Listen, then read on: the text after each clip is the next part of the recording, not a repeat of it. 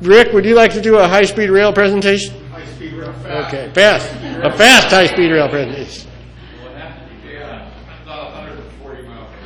No, actually it's 220 miles an hour. And if anybody doesn't know about high-speed rail, it is actually going to hit canyon country. The plans are now that the high-speed rail will pop out of a tunnel in the canyon, or Vista Canyon property over by the Colonies townhomes, go through Sand Canyon right next to Sulphur Springs School, and on up the canyon. Oh, there we go. Okay, there's the alignment. The alignment of the high-speed rail right now, which I've been to at least 5 meetings. Now I'm on this high-speed rail task force for the Santa Clarita Valley, which the high-speed rail people suggest we start. The Sand Canyon Homeowners Association, there's 3 or 4 gentlemen on it. I'm on it, Al's on it. And then, anyway, Mike Hogan's the chairman. He happens to live on Roadrunner Drive. High-speed rail is going right down Roadrunner Drive. I believe that this is Sulphur Springs School right here. And the green line, if you can tell the green line, that green line's been on the books since 1990. These are the 2 alignments that they're talking about. This right down here is the Disney property of Golden Oak Ranch. And this is all underground to here.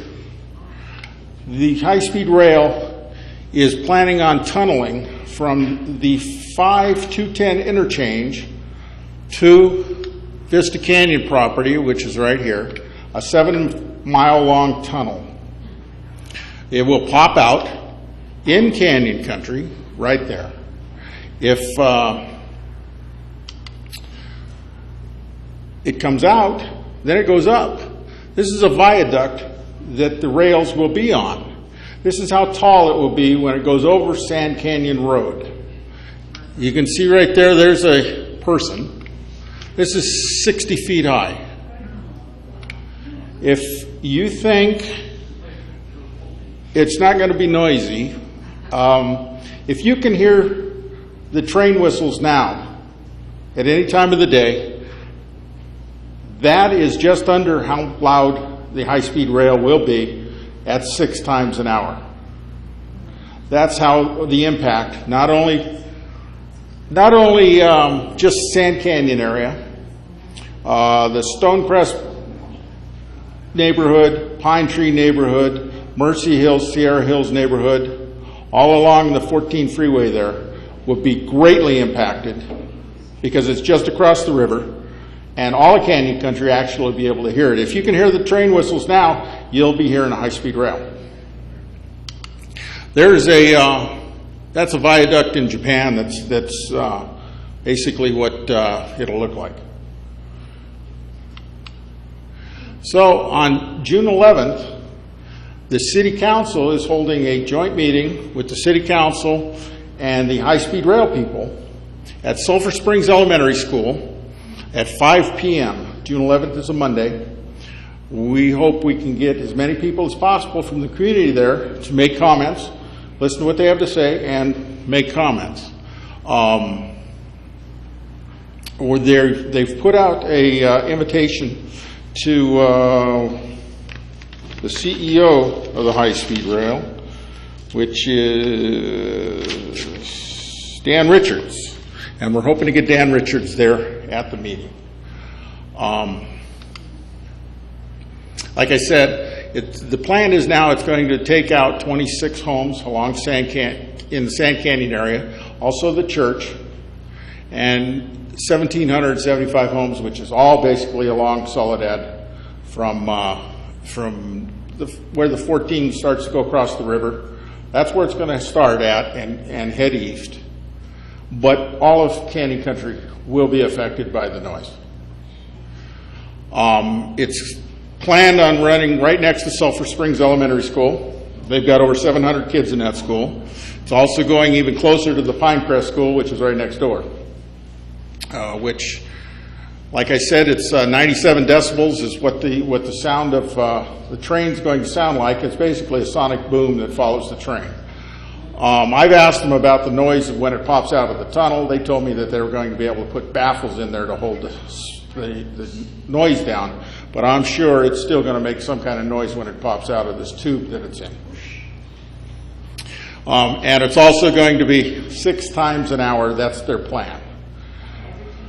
I asked them one time, I said, what's the fare if you're going to go from Los Angeles or one of the stations in the valley to San Francisco? They told me it was going to be around $80 one way. I said, well, you can fly cheaper than that. It's 2 hours, and their mandated time is they've got to make it from LA to San Francisco in 2 hours and 40 minutes. That's 220 miles an hour. That's an express train. Won't stop anywhere except LA and San Francisco.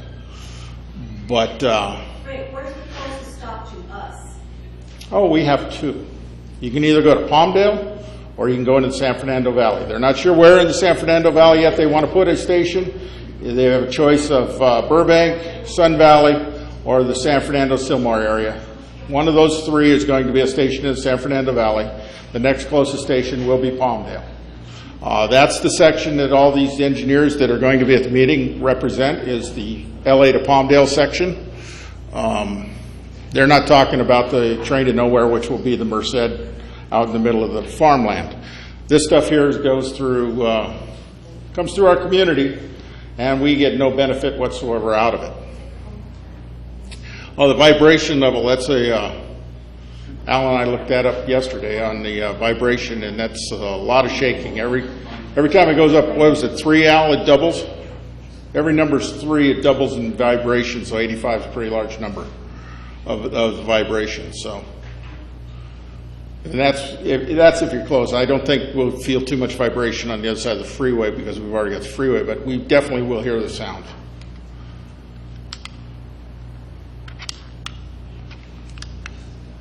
Is that it? Oh, one thing I do need to ask is for the meeting, our task force is hoping to get the city on board and on record as against high-speed rail in our community. I'd like to ask that as a group, the Canyon Country Advisory Committee, we put our name to the letter of opposition also, but I do need a vote on that to make sure. Judy made the motion. She seconded. All in favor of opposing the high-speed rail? Aye. All opposed? I'll put our name on with the rest of it that the Canyon Country Advisory Committee is against high-speed rail. And on June 11th, I hope to see everybody there. Rick, I have a question. Where is the alignment in relation to the proposed CMEX mining project? We haven't gone that far up. It goes right through it, I believe, but they're not sure exactly. They've still got those 2 alignments. 2 alignments. Like I said, this is. Where's the 14? Show us the 14. If I could get this thing here to work. There we go. 14 is right there. It basically, it goes along. It follows the 14, but the 14 is not going to be it's going to go towards Soledad Canyon more. It's also going to start going through tunnels. One of the proposals that the Sand Canyon's homeowners and stuff would like is to extend the tunnel another 1.5 miles. They say that the reason they don't want to do that, it's going to cost $480 million more to tunnel another 1.5 miles. But they've already got a 7.5 mile long or 7 mile long tunnel anyhow, so another 1.5 miles. That would take it probably just past the Stonecrest development out towards Spring Canyon, and then it would come out. But then they have to tunnel. This is one of the most expensive sections of this whole high-speed rail because they have to do so much tunneling. There's going to be several tunnels between Santa Clarita and Palmdale because there's only a certain amount of grade. They can only rise or fall 3% to go that speed, and there's a certain radius of every turn it has to be. So it's just to keep that speed going. So this is pretty expensive stuff, and it's going to impact all of us, and it's going to impact us all just as much as the CMEX will. Anything well, else? you can imagine 1,146 trucks for CEMEX daily, 24/7, and Yeah. then the trains coming through? Oh, yes. Forget it. Yeah. Maybe we could put the dirt on the train. We'll do a longer one. We're just about out of time for tonight, so. If they do build it, can we get Let's give Rick a big hand. We'll do a much more detailed high-speed rail presentation in the future. But just think of this alignment. That is today's alignment. It was different than yesterday's alignment or any of the other suggestions.